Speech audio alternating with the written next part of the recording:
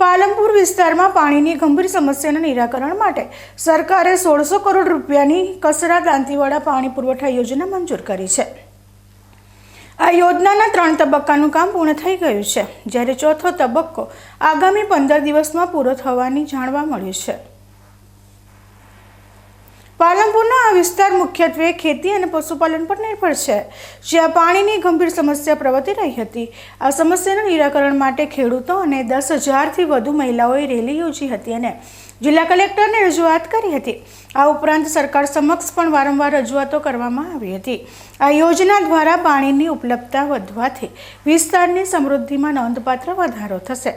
તેનાથી સ્થાનિક લોકોના જીવન ધોરણમાં સુધારો થશે અને પાલનપુરના વિકાસમાં મહત્વપૂર્ણ યોગદાન મળશે। આ યોજનાને ઝડપથી આગળ વધારવા બદલ સ્થાનિક ધારાસભ્યો, અન્ય કાર્યકર્તાઓ અને ભારતીય કિસાન સંઘના પ્રયાસોની સરાહના કરવામાં આવી હતી। ખેડૂતો વતી સરકાર અને ધારાસભ્યોનો આભાર વ્યક્ત કરવામાં આવ્યો હતો। પાલનપુર વિસ્તારમાં પાણીની ખૂબ સમસ્યાઓ હતી।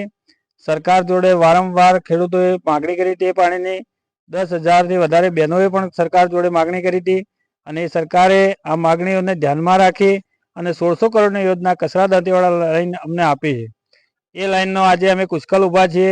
3 ફેઝનું કામ, જે બીજું વાસણી છે, ધારોસણ છે, અને એ 3 ફેઝનું કામ પૂર્ણ થઈ ગયું છે અને કુશકલ પણ 15 દિવસમાં કામ ચોથા ફેઝનું પણ પૂર્ણ થઈ જશે। આ વિસ્તારમાં પાણીની ખૂબ સમસ્યાઓ હતી, ત્યારે આ વિસ્તાર ખેતી અને પશુપાલન આધારિત છે। અહીંયા બીજા કોઈ મોટા ધંધા રોજગાર નથી, એટલે આ વિસ્તારના લોકોને જો પાણી મળે તો આ વિસ્તારની ખૂબ સમૃદ્ધિ આવે। સોનામાં સુગંધ પડે એ ટાઈમે કુદરતને મરજી છે કે જેથી અમને એવા સારા ધારાસભ્ય મળ્યા છે કે એમને પણ આ કામને ખૂબ ઝડપી ઉપાડી અને દોડી અને સતત એમના પ્રયત્નોથી, બીજા પણ અન્ય કાર્યકર્તાઓના પ્રયત્નોથી, ભારતીય કિસાન સંઘની પણ માગણી હતી, આ તમામના પ્રયત્નોથી જેમને પણ આ તબક્કે મદદ કરી છે એમનો અમે ખૂબ ખૂબ ખેડૂતો વતી આભાર માનીએ છીએ। સરકારનો પણ ખૂબ આભાર માનીએ છીએ, ધારાસભ્ય સાહેબનો પણ ખૂબ આભાર માનીએ છીએ અને આવનાર સમયમાં પાલનપુરની જે ખૂબ પ્રગતિ થવાની છે એમાં આ યોજના ખૂબ સહભાગી બનશે।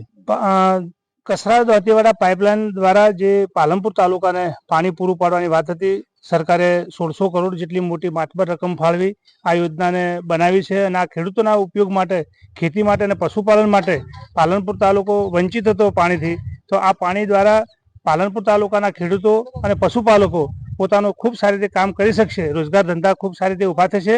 સમગ્ર વિસ્તાર પાણીવાળો, પાણીદાર વિસ્તાર બનશે। એટલે સરકારનો આ તબક્કે અમે ખૂબ ખૂબ આભાર માનીએ। જેમ ભગીરથ રાજાએ ગંગા નદીને જેમ આપણે પૃથ્વી પર એમને ઉતારી હતી, એ જ રીતે સરકારે આ પાણી, નર્મદાનું પાણી આ પાલનપુર જેવા ઊંચા વિસ્તારમાં લાવીને એક ભગીરથ સમાન કામ કર્યું છે। તો સરકારનો જેટલો આભાર માનીએ એટલો ઓછો છે અને ખેડૂતોની સુખાકારી આવનારા સમયમાં ખૂબ વધશે। એ માટે અમે ખૂબ બધા સૌ આનંદિત છીએ।